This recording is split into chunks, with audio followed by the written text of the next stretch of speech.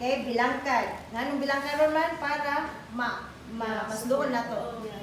Our forearm nga na iyang trunk must be placed in our thigh. Nganong inana man, kinahanglan ang ulos bata mas downward compared sa iyahang lawas.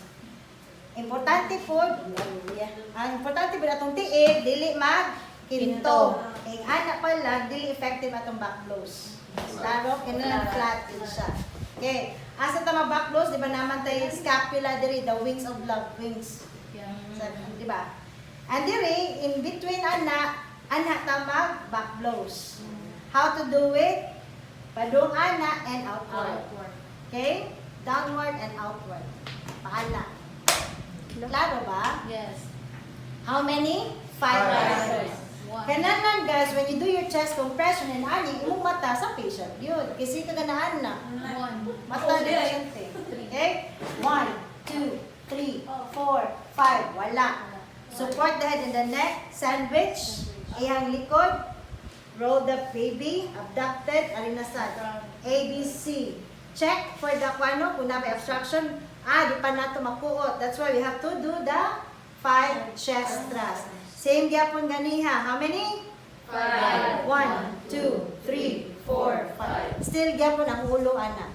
Kaya mo pa, ana naman, 1, 2, 3. Balik gyapon. 1. Ang tiil flat gyapon. 1, 2, 3, 4, 5. Wa gyapon. Sandwich.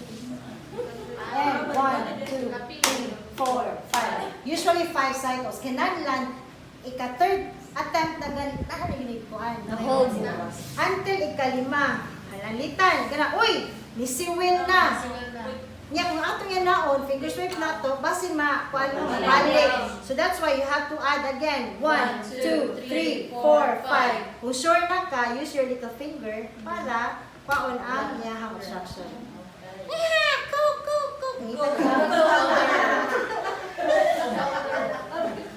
Naklaro? Yes, ma'am. Ano dito, no? No, padung down and outward.